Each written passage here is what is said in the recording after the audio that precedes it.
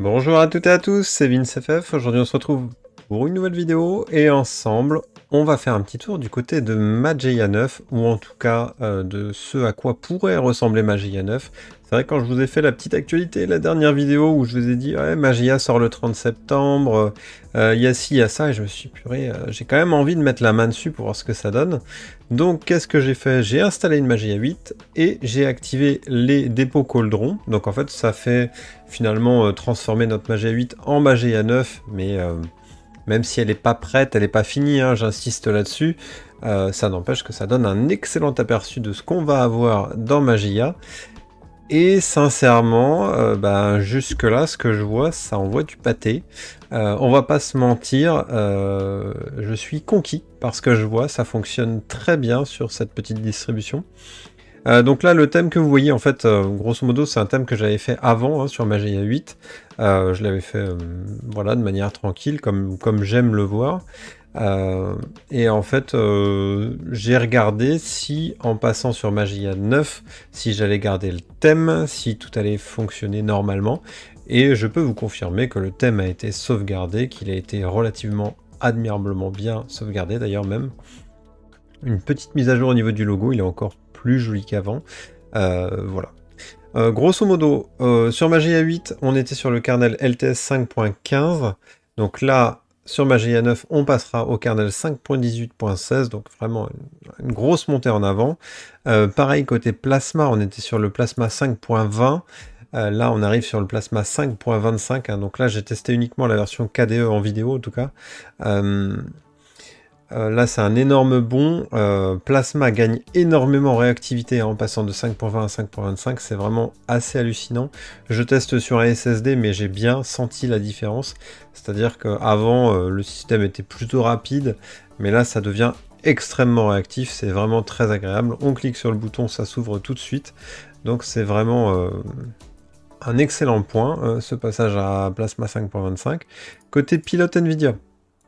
Donc là, c'est un peu plus compliqué dans le sens où j'utilisais déjà les backports, c'est-à-dire que sur Mageia comme sous Debian, vous pouvez tirer finalement certains paquets des versions supérieures, comme les pilotes NVIDIA.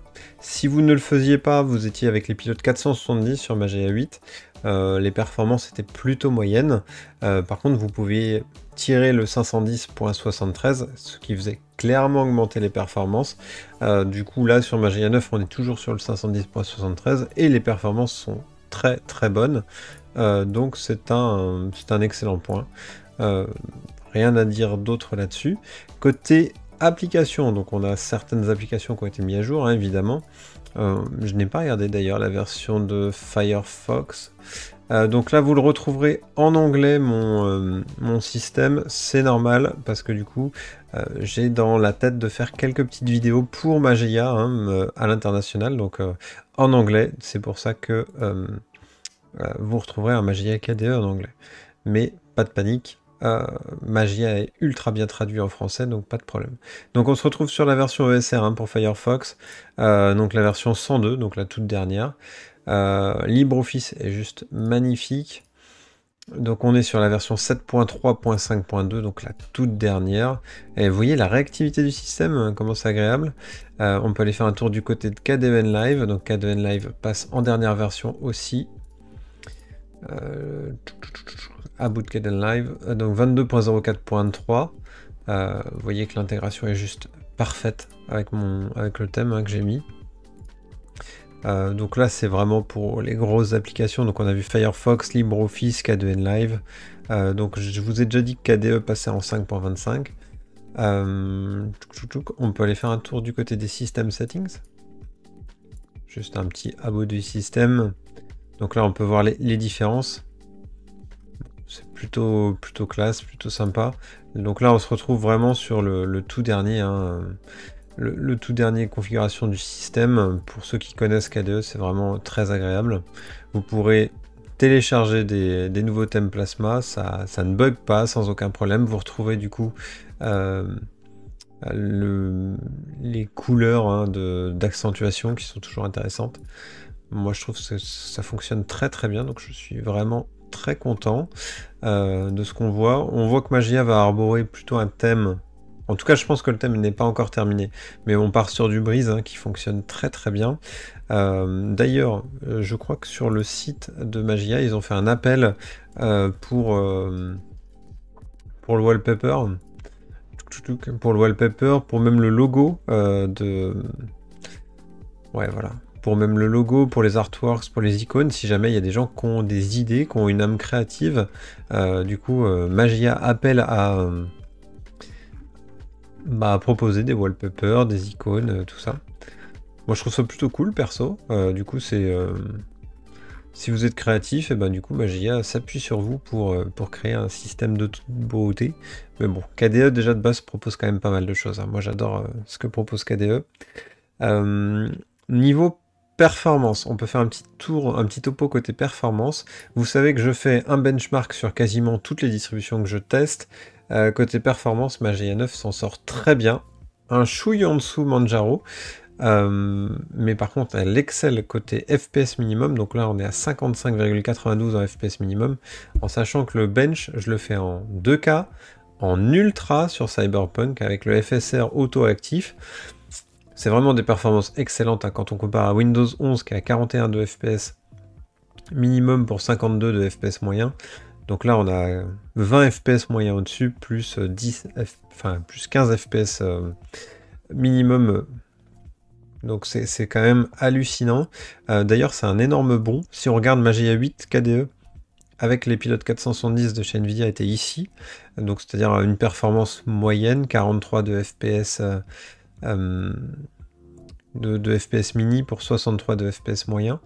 Avec les pilotes Nvidia backportés, on se retrouve plus haut, hein, donc on est dans le top 11, on n'est pas encore dans le top 10, on est top 11. Donc on a un FPS mini qui est relativement correct, hein, 49-46, et pour un FPS moyen 70-78. Et là avec Magia 9, donc là je pense que c'est vraiment l'implémentation du kernel 5.18 et du nouveau KDE, qui fait que là on explose tout, on arrive à 55,92 et 72,39. C'est vraiment un excellent score. Donc là j'ai fait les benches uniquement sur KDE, je suis très curieux de voir ce que ça donne sur GNOME. Donc je pense que ça va être dans la prochaine étape, hein. Je vais voir ce que donne GNOME. D'ailleurs GNOME est livré en GNOME 42, donc ça va être juste de toute beauté. Mais là déjà KDE envoie du pâté et fait extrêmement plaisir. Donc là voilà, je pense avoir fait le tour. Donc là où je regrette un peu, c'est que Magia du coup n'a pas mis à jour son centre de commande. Il est un peu vieillissant et graphiquement, et il y a quelques outils qui ne fonctionnent pas. Par exemple l'outil des snapshots. C'est très dommage. J'espère que d'ici le 30 septembre, ils feront au moins l'effort de virer ce qui ne fonctionne pas. Après, le petit lifting graphique, c'est un petit bonus, mais c'est vrai que ça ferait pas de mal. Ils ont besoin, les outils graphiques, d'être mis à jour. Mais sinon, franchement, je n'ai quasiment eu aucun souci. Donc là, j'ai juste une petite mise à jour qui ne passe pas, mais rien d'inquiétant. Je pense que dans les prochains jours, elle va passer. J'ai Spectacle qui bug un peu, c'est-à-dire que la fenêtre de Spectacle ne s'en va pas. Je pense que ça va être vite corrigé, c'est du simple. Donc j'utilise Flameshot en parallèle pour faire les screenshots. C'est vraiment du détail. Sinon, tout le reste fonctionne admirablement bien. Et sincèrement, Magia envoie du pâté. Ça fait extrêmement plaisir. Je suis très content de voir ça. Et ça me donne terriblement envie de repasser full time sur du Magia. Donc voilà, juste après ma vidéo de DistroHopper sur Ubuntu Mate, Ubuntu Mate fonctionne admirablement bien, mais c'est vrai que Magia a un charme de fou, et ça me donne envie de rebasculer sur Magia. Même si je ne l'avais jamais quitté, hein, sur mon PC de test ou sur mon laptop, j'avais toujours Magia. Mais là, sur le desktop gaming, maintenant que les pilotes Nvidia 510 font des merveilles, ça donne envie. Enfin bref, on verra bien, qui vivra verra. Et sur ce, je vous dis tchuss et à la prochaine. J'espère que vous avez aimé la vidéo. N'hésitez pas à mettre un petit commentaire pour me dire ce que vous pensez de cette distribution francophone. Allez, sur ce, je vous dis tchuss et à la prochaine.